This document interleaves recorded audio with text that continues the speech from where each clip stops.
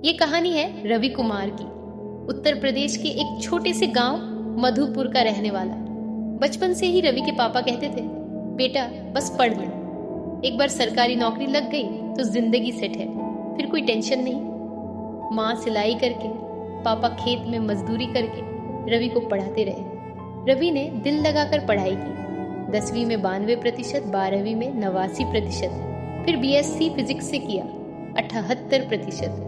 घर वालों ने कहा अभी रुको मत, एमएससी कर लो। एमएससी में 81% आए, गोल्ड मेडल मिला। गांव में मिठाई बंटी, सबने कहा अब तो पक्का प्रोफेसर बनेगा। पर रवि के चाचा बोले, बेटा आजकल सिर्फ एमएससी से कुछ नहीं होता, बीएड भी कर ले, टीचर बन जाएगा। 2 साल और लग गए। बीएड 79% से पास। फिर दोस्त बोले, अबे बीएड से टीजीटी ही मिलेगा, पीजीटी चाहिए तो एमएड कर। माँ ने कान की बाली बेच दी, एमएड किया 80%। 5 साल बीत गए, उम्र 27 हो गई। सोचा अब तो नौकरी मिल ही जाएगी। पर कॉलेज के प्रोफेसर बोले, रवि तू इतना होनहार है, पीएचडी कर ले, सीधा असिस्टेंट प्रोफेसर लग जाएगा, परमानेंट नौकरी, लाखों की सैलरी। रवि को लगा यही आखिरी पड़ाव है। 4 साल पीएचडी में खपा दिए। Topic quantum physics in modern education. रात भर जागकर थीसिस लिखी। 2023 में पीएचडी कंप्लीट हुई। फिर गोल्ड मेडल। 2018 से रवि फॉर्म भर रहा था। UPTGT, PGT, LT grade, DSSSB, KVS, NVS, RPSC, BPSC, UPHESC. हर स्टेट की हर वैकेंसी में फॉर्म डाला। एक फॉर्म की फीस 1500 रुपये से 2500 रुपये है। अब तक 87 फॉर्म भर चुका था।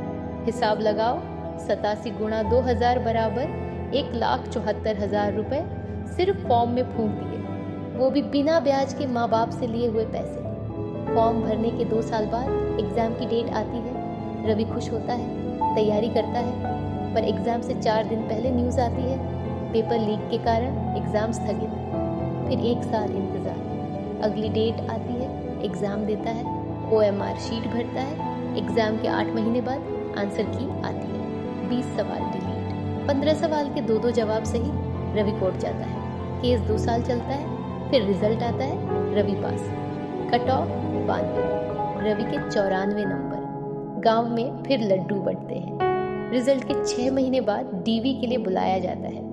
रवि 400 किलोमीटर दूर जाता है। 3 दिन लाइन में लगता है। क्लर्क बोलता है, आपकी एमएड की मार्कशीट में फादर के नाम की स्पेलिंग गलत है, के की जगह से लिखा है एफिडेविट लाओ। रवि भागकर तहसील जाता है। 5000 रुपये खर्च करके एफिडेविट बनवाता है। वापस आता है तो क्लर्क छुट्टी पर। 2 साल बाद ज्वाइनिंग लेटर आता है। रवि की आंखों में आंसू। माँ पापा का पैर छूता है। पर ज्वाइनिंग से 1 दिन पहले न्यूज़पेपर में खबर, फलाना अभ्यर्थी ने हाई कोर्ट में केस कर दिया। पूरी भर्ती प्रक्रिया पर स्टे 3 साल चलता है। जज साहब डेट पे डेट देते हैं। वकील बोलता है अगली तारीख पे निपट जाएगा। 3 साल बाद फैसला आता है, भर्ती प्रक्रिया रद्द, नई सिरे से एग्जाम होगा। रवि की उम्र अब 32 साल। मैक्सिमम एज लिमिट 35 साल।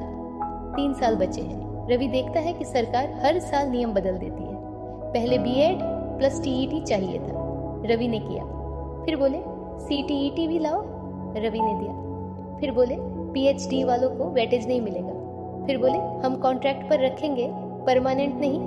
फिर बोले 5 साल संविदा पर, फिर देखेंगे। मतलब 10 साल पढ़ाई करो, 5 डिग्री लो, गोल्ड मेडल लाओ और फिर 12,000 रुपये की संविदा नौकरी के लिए लाइन में लगो। वैकेंसी निकली 50। फॉर्म भरे 10 लाख। 2,000 रुपये गुणा 10 लाख बराबर 200 करोड़ की कमाई सिर्फ फॉर्म से। नौकरी देंगे 50 को, बाकी 9 लाख 99,950 बेरोजगारों का पैसा गया तेल लेने। ये पैसा कहाँ जाता है, कोई हिसाब नहीं। सरकार एग्जाम खुद नहीं कराती। टीसीएस, एप्टेक जैसी कंपनियों को ठेका देती है, वो पेपर लीक कराते हैं। फिर एग्जाम कैंसिल, फिर नया टेंडर, नई कमाई। सरकार जानबूझकर ऐसे नियम बनाती है जिसपे केस हो जाए। 5 से 10 साल केस चलता रहे, तब तक नई सरकार आ जाए। वो बोले ये तो पिछली सरकार का पाप है, जिम्मेदारी किसी की नहीं, परमानेंट नौकरी खत्म कर दी गई है। अब सिर्फ संविदा कर्मी बनाओ, 10 साल काम कराओ, फिर निकाल दो। ना पेंशन, ना ग्रेचुइटी, ना इज्जत। डीवी के टाइम बाबू बोलता है 2 लाख रुपए दो, काम पक्का। जिसके पास पैसा है उसकी नौकरी लग जाती है। रवि जैसे ईमानदार वाले रह जाते हैं। 32 साल का रवि आज दिल्ली में 15,000 रुपए की प्राइवेट कोचिंग में पढ़ाता है, सुबह 6 बजे से रात 10 बजे तक, पीएचडी गोल्ड मेडलिस्ट होकर। उसके साथ पीएचडी करने वाले 4 दोस्त, एक जोमेटो डिलीवरी कर रहा है, दूसरा कैब चला रहा है, तीसरा घर बैठा डिप्रेशन में है, चौथा ने सुसाइड कर लिया 2022 में। रवि के पापा अब भी खेत में काम करते हैं 65 साल की उम्र में, क्योंकि बेटे की पढ़ाई का कर्ज अभी बाकी है। माँ की दवाई छूट जाती है क्योंकि बेटा अभी तक सेट नहीं हुआ। जब नौकरी देनी ही नहीं है तो हर साल 10 लाख वैकेंसी का झुंझुना क्यों? फॉर्म फीस के 200 करोड़ हर साल कहाँ जाते हैं? पेपर लीक करने वालों को सजा क्यों नहीं? 5 डिग्री, गोल्ड मेडल का क्या मतलब जब चपरासी की नौकरी के लिए भी 2 करोड़ लोग लाइन में हैं? संविदा पर रखकर युवाओं की जवानी क्यों बर्बाद कर रहे हो? पढ़ेगा इंडिया तो पढ़ लिया, बढ़ेगा इंडिया कब होगा?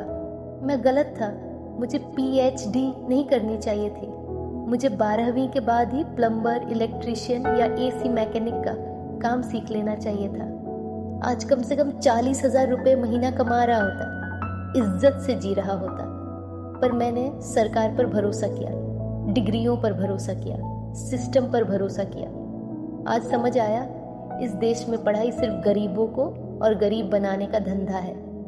फॉर्म फीस के नाम पर लूट है, युवाओं को उलझाए रखने का तरीका है।